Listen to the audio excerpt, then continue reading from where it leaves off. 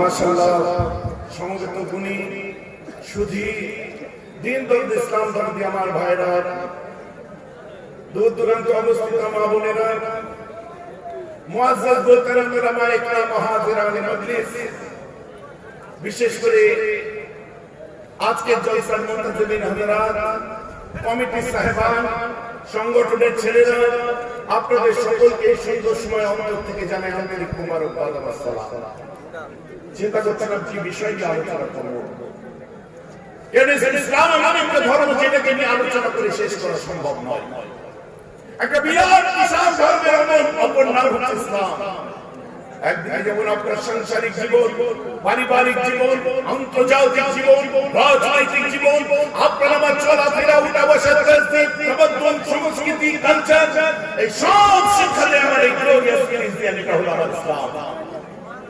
তাই বলে ইসলাম and life is connected. Without Islam there is no life.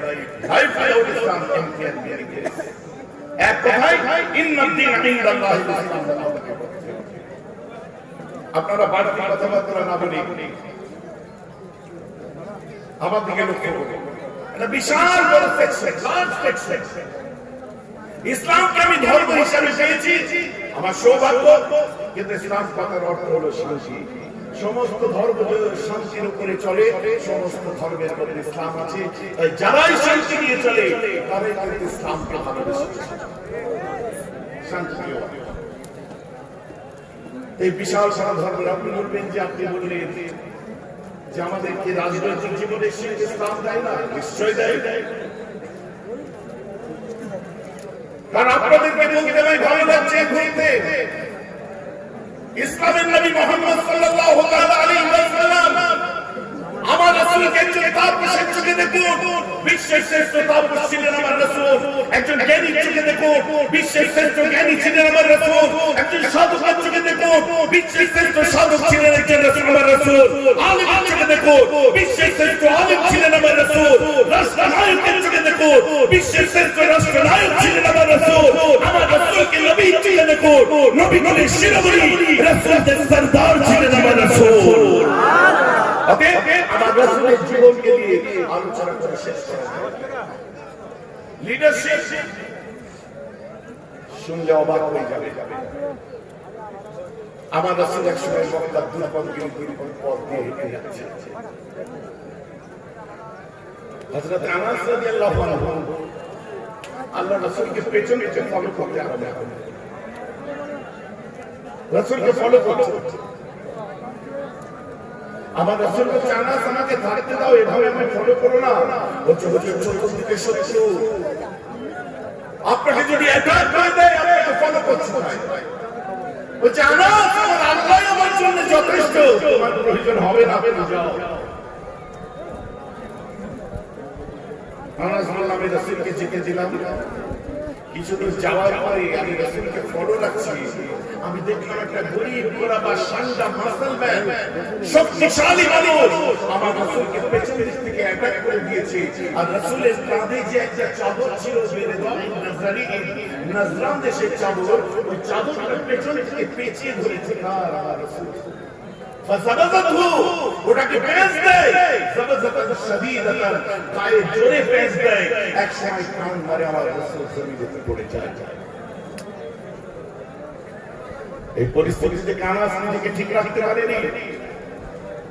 Anas ওই সময় দৌড়ে গিয়ে আল্লাহ রাসূলকে যে জড়িয়ে ধরবে, কি মাথা গরম, উলঙ্গ তলোয়ার বার করে ওই মানুষকে ধর ধরে ঘন্টা আলাদা করে দেবে বলে ঠিক করল। তলোয়ার বার করে আমার রাসূল ইশারা করে বলছে, আনাস স্টপ, দাঁড়িয়ে যাও। আর আনাস, তুমি ওকে জানে মেরে দিও না, ওকে তুমি জানে মেনে দিও না। আনাস ইশারা করছে, আমরা ফয়সালা করে হাই কমান্ডের অর্ডার।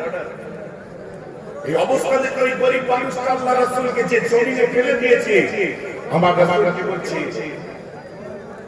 জি ইয়া মুহাম্মদ সাল্লাল্লাহু আলাইহি ওয়াসাল্লাম, ইয়া মুহাম্মদ মুরলি রিবা লিল্লাহি আল্লাযী ইনদাকা, এই মুহাম্মদ আমি বড় গরীব, আমি বড় গরীব, আমার বউ বাচ্চা খেতে পারি না, আমার বাড়িতে বুড়ি মা আছে, আমার ছোট ছোট বাচ্চা আছে, আমার বাড়িতে চুলো ধরে না, আপনার কাছে আল্লাহর বাইতুল মাল আছে, ওই বাইতুল মাল থেকে যত সামান্য খাদ্যদ্রব্য আমাকে দান করুন। কি বললো? খাদ্যদ্রব্য দান করুন। চাওয়ার স্টাইলটা কি? গলায় গামছার ফাঁস দিয়ে কান মেরে ফেলে দিয়ে আল্লাহ রাসূলের কাছে চাইলো।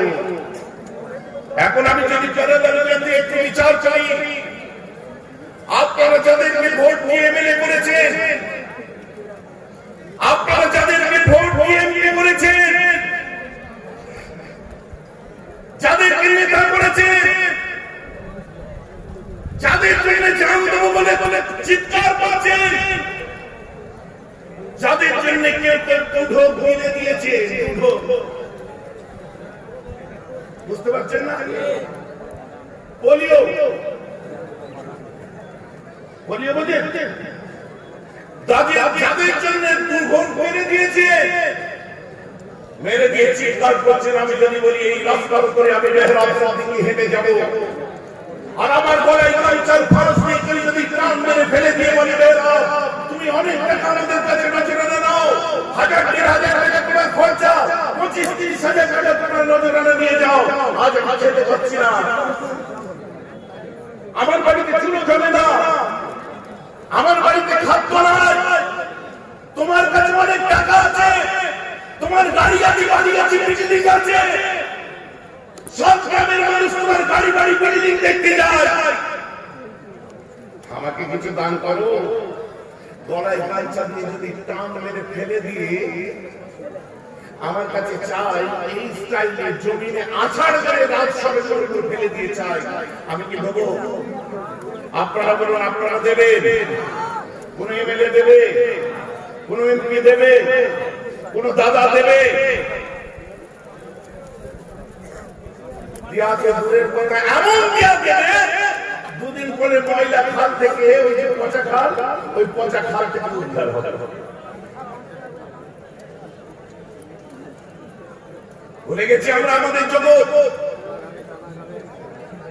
সেই সমস্ত লিডারদের নেতাদের চামচাগিরি করতে আজ আমরা ব্যস্ত হয়ে গেছি, সেই সমস্ত লিডারদের চাকরি করতে আমরা আগ্রহী হয়ে গেছি,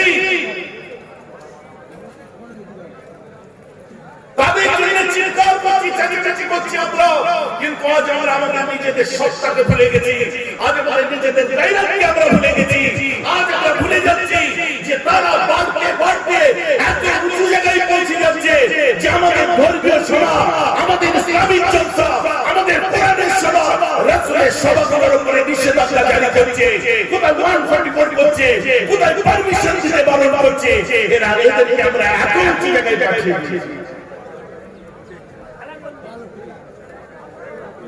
কথাটা আমার বুঝতে পারছেন কি পারছেন না? বুঝে যাচ্ছে কি যাচ্ছে না? তাই আমি আপনাদেরকে বলে দিই, আমার রাসূলের মাহফিল থেকে,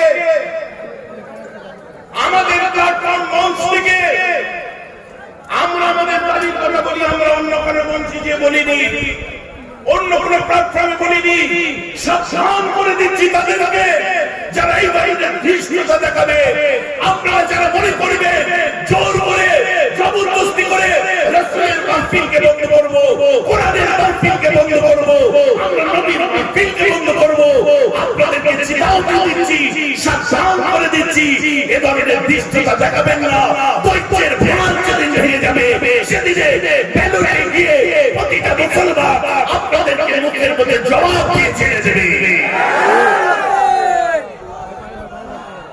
ভেবেছেন কি আপনারা আমরা পারি না?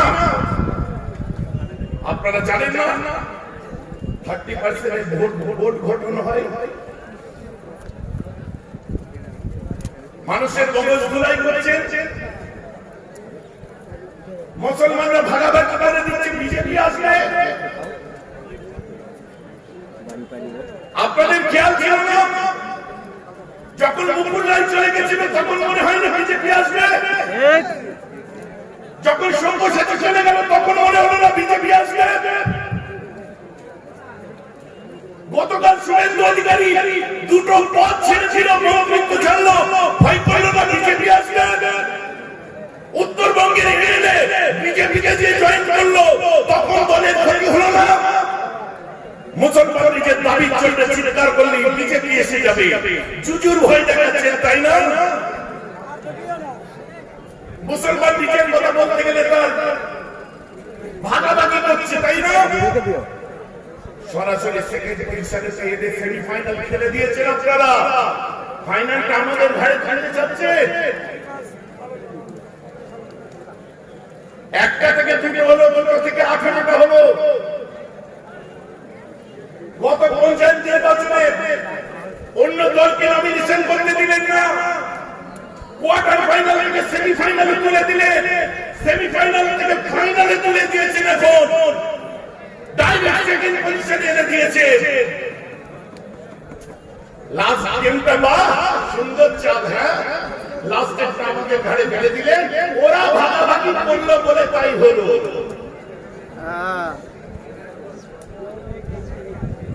মগজ ধোলাই করেছে মানুষ। শুনুন, এসব কথাই আর ছেড়ে ভিজবে না। আমাদের দাবি আমাদের ফিরিয়ে দিন। চাকরি বাকরি আটকা, সামাজিক অবস্থা মুসলমানদের ন্যায্য পাওনার ক্ষেত্রে তাদের যেসব দাবি দাবা, সংখ্যালঘু মানুষদের জন্য যে সমস্ত অ্যালটমেন্ট, চাকরির হার কোথা থেকে কোথায় পৌঁছে গেছে, যতক্ষণ পর্যন্ত ফুলফিল করতে পারছে ততক্ষণ পর্যন্ত কোন মুসলমানের দিকে আঙুল তুলে দেখাবেন না, দঙ্গা করতে দেবো না, এই কথা বলে আর ভুলিয়ে রাখা যাবে না। সেদিন আমার রাসূল কি বলেছিলেন? আমার রাসূল দুনিয়ার পয়সা সেদিন উঠে দাঁড়ালেন, নামাজ পড়লেন, নামাজ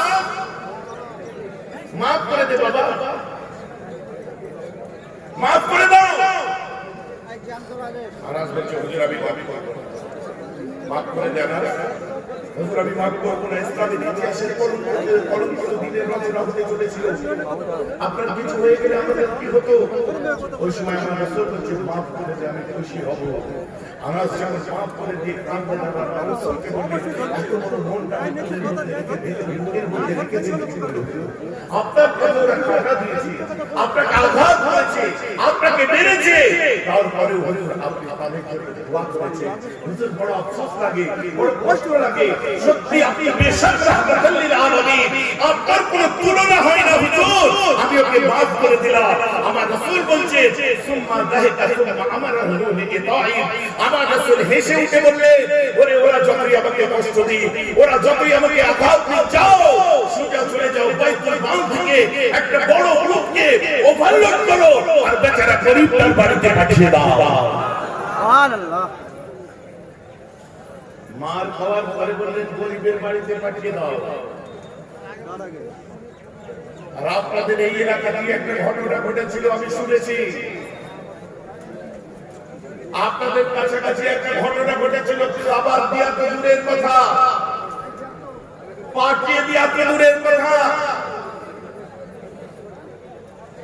কোন অসুস্থ মানুষকে, কোন বেড়ানি মানুষকে দেখতে গেছিল আমার ভাই, মার খেয়ে আমার রাসূল তার বাড়িতে খাবার পাঠালেন।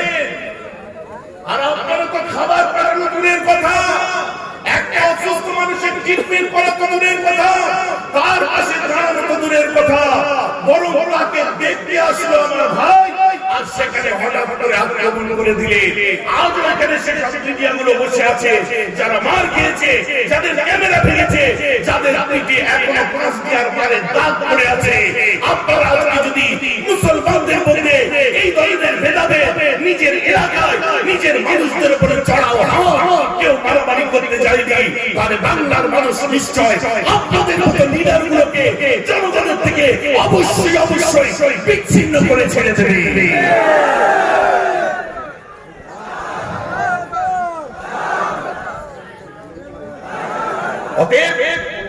আমরা ভুলে যাচ্ছি আদর্শগত দিককে, আমরা ভুলে যাচ্ছি। আজ বাদ কাল তো কবরে যেতে হবে, কথা ঠিক না ভুল?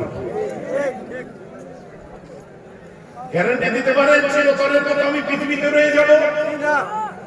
বলার ক্ষমতা আছে? নেই। আজকে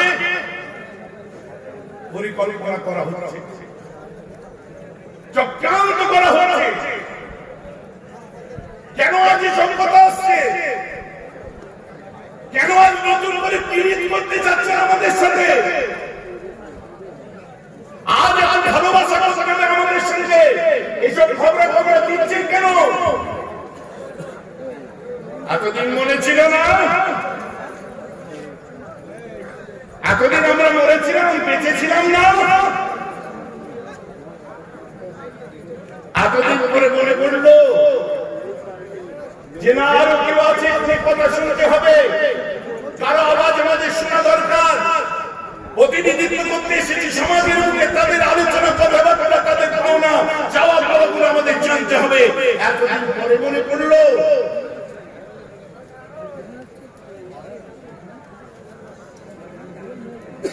আর স্টেজের উপরে উঠে বিভিন্ন ভাবে বিভিন্ন লেকচার, বিভিন্ন বক্তব্য, বিভিন্ন কথাবার্তার মধ্যে আমার মতো হুজুর, আমার মতো মৌলানা, আমার মতো বলি সাহেব সমাজ ডাইরেক্ট দাঁড়িয়ে চ্যালেঞ্জ করে দিচ্ছি 2021 কোন বলা।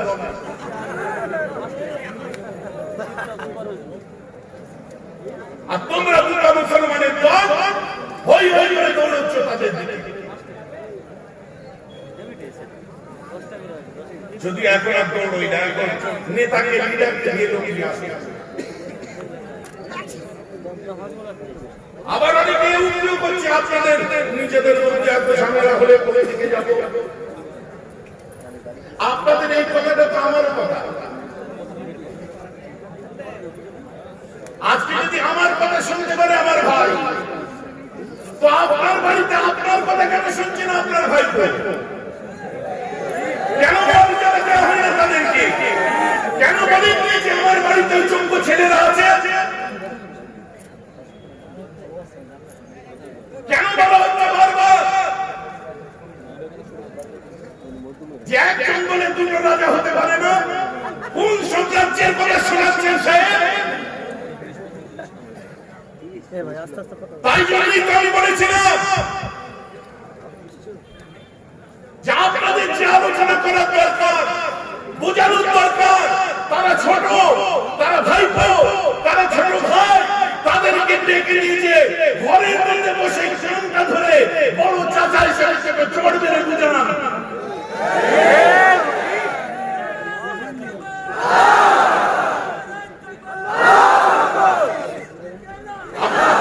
আমার কথা যদি সে শুনতে পারে, বড় ভাই হিসেবে যদি মাথায় রাখতে পারে, আপনার কথা কেন সে শুনে নেই?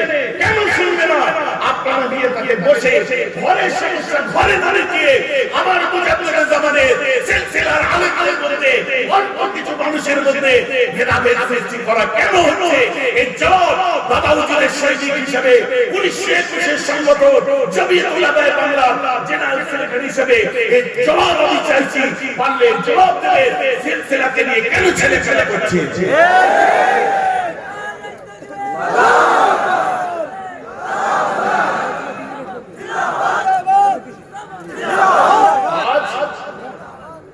সুন্দর করে উঠে বলে দিচ্ছি, সিলসিলার বড় কঠিন জিনিস।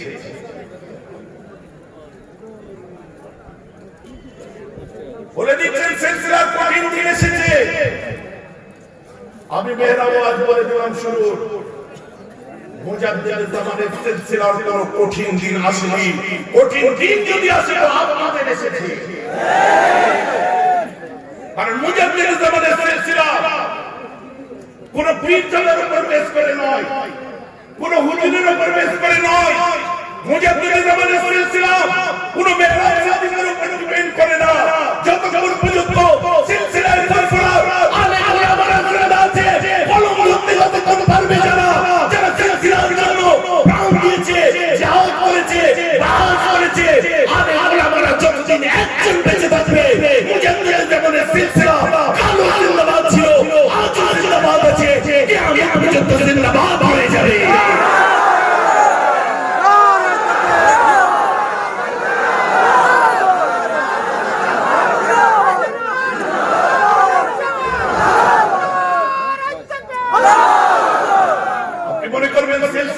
কঠিন দিনে সেনা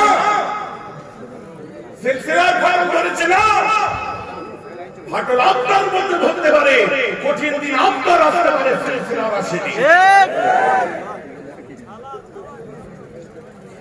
কথা আমার বুঝতে পারছেন? সিলসিলার কঠিন দিন সেই দিন আসবে যেদিনে আলেম ওলামাগুলো দাদা হুজুর বিন কেবলা সম্পর্কে ধারণা খারাপ করে আকীদায় গন্ডগোল করবে। কিন্তু সে আলেম দাদা হুজুরের সিলসিলায় যে পড়াশোনা করা আলেম ওলামারা আছে, নতুন আপনার ছাত্র জনতা আছে, আমাদেরকে যতই চমকানো হোক, আমাদেরকে যতই হুমকি দেওয়া হোক, আমাদেরকে যেভাবে ম্যানিপুলেট করা হোক, যেভাবে মাথায় পানি ঢালা হোক, যেভাবে আমাদেরকে বুঝানো হোক, আমাদের বুদ্ধি আছে, আমাদেরও জ্ঞান আছে, কি করতে হবে কি করতে হবে না, কোনটাই সিলসিলার করি, কে দালালি করছে, কে চাটুকারিতা করছে, কে চামচাগিরি করছে। বাপ কিন্তু বোকা নয়, এরা ফেসবুক চালাতে জানে, এরা নেট চালাতে জানে, এরা দুনিয়াকে চোখে দেখেছে। আপনাদের কিন্তু এমন কিন্তু কলাপের জন্য আমার ভয় হয় একদিন এই জনতা আপনাদের ইটের জবাব পাথর দিয়ে নামিয়ে দেয়।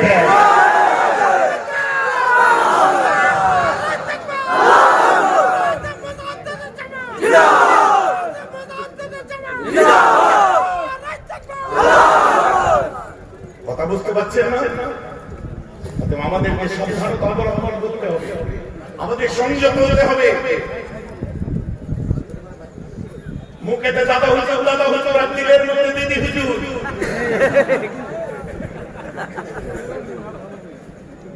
ও চলবে না। দিদিকে ভালোবাসো, দিদির জায়গা থেকে বাসো। দাদাকে ভালোবাসো, দাদার জায়গা থেকে ভালোবাসো। আর মুখেতে দাদা হুজুর যদি বলে তাহলে আর দাদা হুজুর বলে দিদির কথা বলবেন না, সরাসরি চলে যান সেই ময়দানে। আমাকে কেউ প্রশ্ন করেছিল যে আপনার ভাই রাজনীতিতে আসছে, আপনি কি বলেন? এই মিডিয়াতে প্রশ্ন করেছিল, তো আমি বলেছিলাম তার অধিকার আছে। আপনি কি চোখে দেখেন মুজাদ্দিদ জামানের খোলাফা মুরিদরা যখন রাজনীতিতে ঢুকেছিলেন, দাদা হুজুর তাদেরকে চোখে দেখেছে। কেউ যদি নিজে রাজনীতি করে আমিও তাকে সেই চোখে দেখি।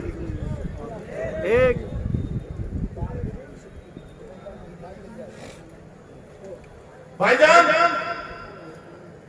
আপনি কি জানেন পার্টি করছে যে এখন পর্যন্ত দল ঘোষণা হয়নি?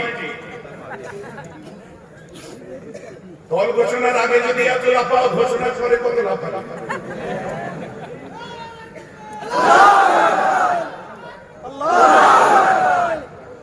অতএব তর্ক বিতর্ক দাদা হুজুর করেছে, করেনি, অনেক রকম কথাবার্তা রয়েছে। আমি সে বিতর্কে রাজি, আমি সরাসরি বলেছিলাম যে আমি বলে দিচ্ছি ও ব্যক্তিগতভাবে করছে একটা দল। আমি বলে দিচ্ছি ও দুর্দশা মুসলিমদের দুর্দশার কথা বলবে। আমি বলছি ও পিছিয়ে পড়া মানুষের জন্য বলছে। এখানে দাদা হুজুর কেন টানছে না, এখন বলুন তার অধিকার আছে না নেই?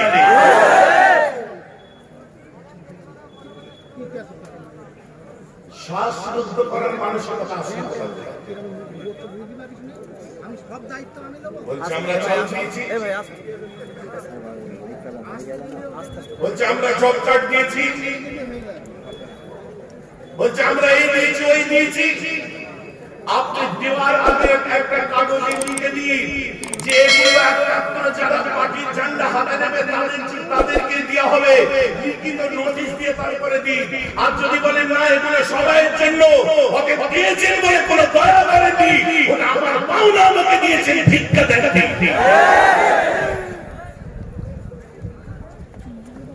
কথা বুঝতে পারছেন না?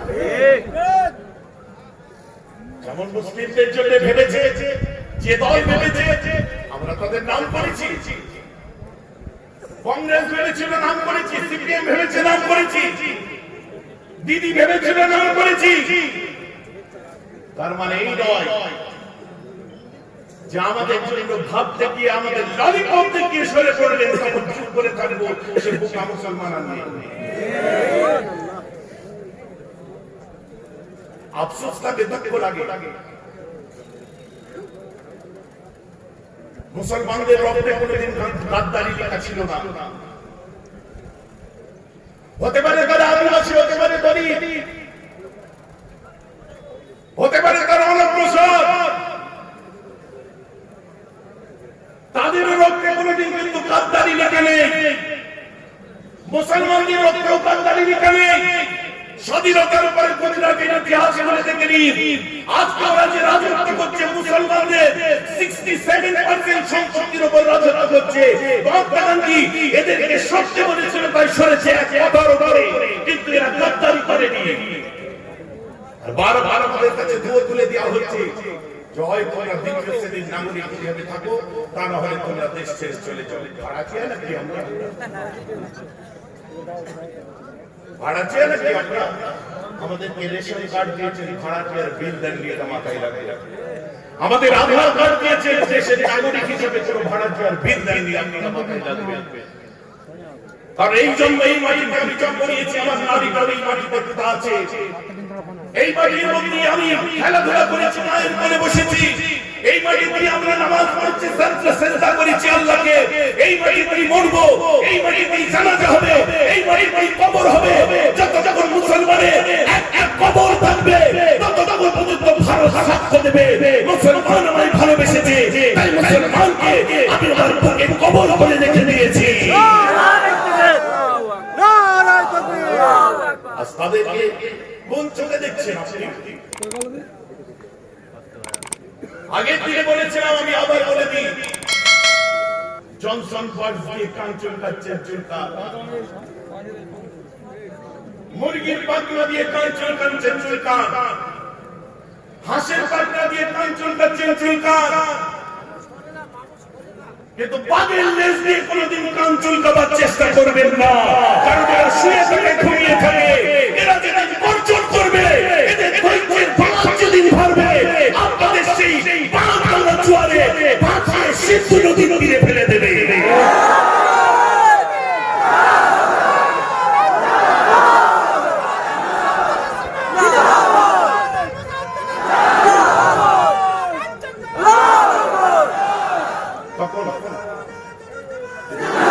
তখন পাশে দাঁড়াবার মতো আর কেউ থাকবে না। অতএব অফাদার আমরা ছিলাম, অফাদার আছি, অফাদার আমরা থাকবো ইনশাআল্লাহ। ভারতের দিল্লির বুকে চলে যান, ইন্ডিয়া গেট দেখতে পাবে। ওই ইন্ডিয়া গেটে ভালো করে দেখুন, ইন্ডিয়া গেটের মধ্যে যে সমস্ত নামগুলো দেখবেন, ওগুলো গাদ্দারদের নাম লেখা নেই। যদি মুসলমান গাদ্দার হতো তাহলে আজ নেতাজি সুভাষ চন্দ্র বোসকে হাবিবুর রহমান ছেড়ে অনেকদিন আগেই চলে যেত। মুসলমান যদি গাদ্দার হতো, বীর আব্দুল হামিদ দেশের জন্য কামানের সঙ্গে ঝাঁপিয়ে পড়ত না। মুসলমান যদি গাদ্দার হতো, আশফাকুল্লাহ খানের নাম বারবার উঠে আসতো না। মুসলমান যদি গাদ্দার হতো, দিল্লির ইন্ডিয়া গেটে ৯৭,০০০ শহীদের নাম লেখা আছে, ওর মধ্যে ৬৫,০০০ মুসলমানের নাম কিন্তু লেখা থাকতো না।